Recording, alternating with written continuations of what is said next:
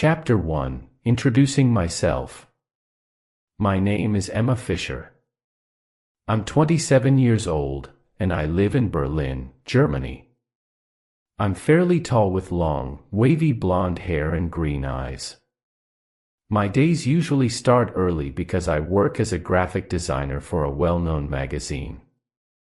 It's a job I've always dreamed of, but getting here wasn't easy. Chapter 2: My morning routine. Every morning, I wake up at 6:30 a.m. The first thing I do is reach for my phone to turn off the alarm. I take a deep breath, stretch, and then get out of bed. My bedroom is small but cozy with soft white bedding and a few plants on the windowsill.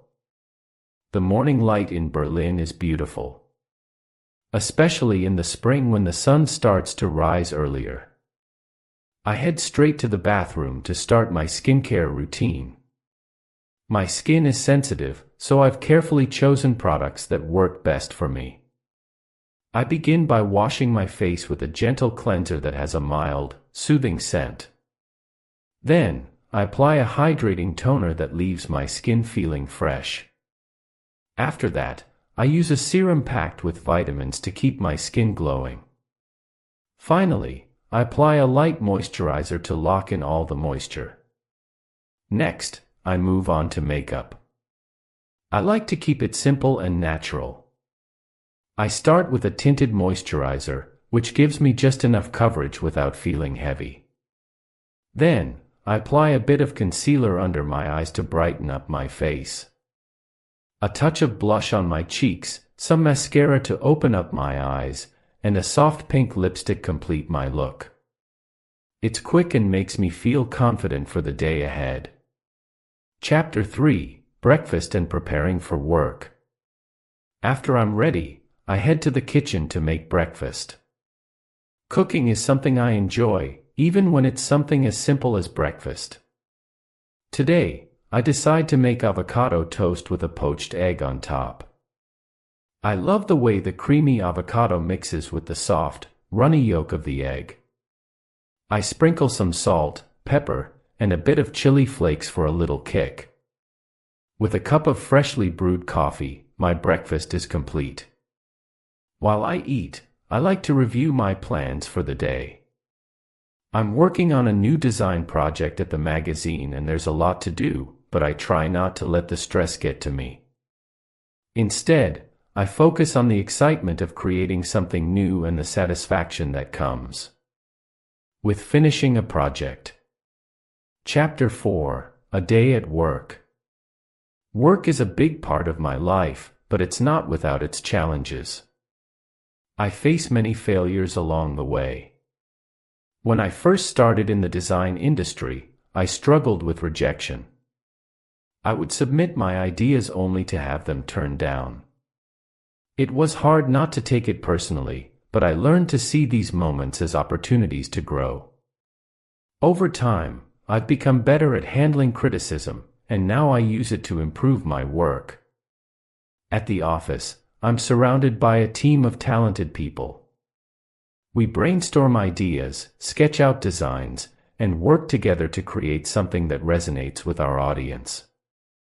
Some days are harder than others, especially when deadlines are tight, but I've learned to stay calm and focused. Chapter 5: Love, Friends, and Finding Myself. Outside of work, my life is filled with ups and downs. I've had my share of heartbreaks, including a relationship that ended just last year. My boyfriend Max and I had been together for 3 years. We shared many happy moments, celebrating birthdays, going on trips, and just enjoying each other's company. But over time, we realized we wanted different things in life. It was hard to let go, but I knew it was the right decision for both of us. After the breakup, I spent a lot of time with my friends. They've been my rock through everything. We often meet up at a cozy cafe near my apartment, where we talk for hours over coffee and pastries. They've helped me see that it's okay to take time for myself and focus on what makes me happy. Chapter 6: The Challenges of Berlin Life. Living in Berlin has its challenges. It's a city full of opportunities, but it can also be a lonely place, especially when you're trying to find your path. The society here can be judgmental at times, and I've had to deal with people who doubt my abilities or criticize my choices. But I've learned that what matters most is how I see myself, not what others think of me. Self-love has become a big part of my life. I've started to embrace who I am, flaws and all. I've learned to be kinder to myself, to appreciate the small victories, and to understand that it's okay not to have everything figured out. Chapter 7: A New Beginning. Recently, I've been thinking a lot about what success means to me. It's not just about having a great job or being recognized for my work. It's about finding balance in my life, building meaningful relationships, and doing things that bring me joy. I've started taking cooking classes, learning new recipes that I can try at home. It's become a way for me to relax and unwind after a long day. As I continue my journey, I've realized that life isn't about avoiding failures or trying to please everyone. It's about learning from every experience, growing stronger, and staying true to who I am.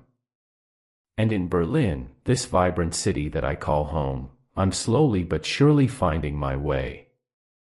Chapter 8: Exploring Passions and New Adventures. After my breakup with Max, I realized I needed to dive deeper into my passions and hobbies, to fill the empty space in my life. I've always had a love for photography, but it was something I never fully pursued. So, I decided to invest in a good camera and started exploring Berlin through a new lens, literally.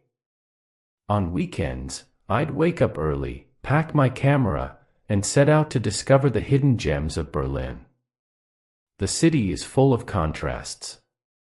Modern architecture mixed with historical buildings, vibrant street art, and quiet parks where time seems to slow down. I found myself drawn to the people of Berlin, capturing candid moments of strangers as they went about their day. This hobby quickly turned into a passion, and soon I started sharing my photos on social media, receiving positive feedback from friends and even strangers. Chapter 9: Building New Connections. One day, while photographing in a small, lesser-known art district, I met a woman named Sophie. She was an art curator and instantly noticed my enthusiasm for photography. We struck up a conversation, and before I knew it, Sophie offered to display some of my work in a small gallery she was managing. This was a turning point for me. The opportunity to share my work with others felt like validation of my talent and hard work. The exhibition was a modest success. It wasn't just about showcasing my photos. It was about building connections with others who appreciated art. At the gallery opening, I met a diverse group of people, artists, writers, and other photographers. They shared their stories, struggles, and successes, which inspired me to keep pushing forward in my journey. Chapter 10: Learning New Skills and Growing. With my confidence growing, I decided to learn new skills that could further enhance my career. I enrolled in a course on digital marketing, understanding that it could help me promote my photography and design work better. The course was intense with long hours of studying and practice. But it paid off when I started seeing results. My online presence grew, and I began receiving inquiries for freelance design and photography work. Balancing my full-time job at the magazine with these new projects was challenging. There were days when I felt overwhelmed, working late into the night to meet deadlines. But I reminded myself that these were steps toward building the life I wanted. A life where I could blend my passion with my profession. Chapter 11: Facing New Challenges. However, not everything was smooth sailing. Along the way I faced new challenges. One of them was dealing with jealousy and competition in the creative industry. Some colleagues were supportive, but others weren't pleased with my growing success.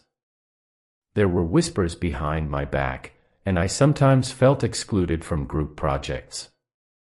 This hurt, but I knew I had to stay focused on my goals and not let negativity pull me down. To cope with the stress, I started practicing mindfulness and meditation.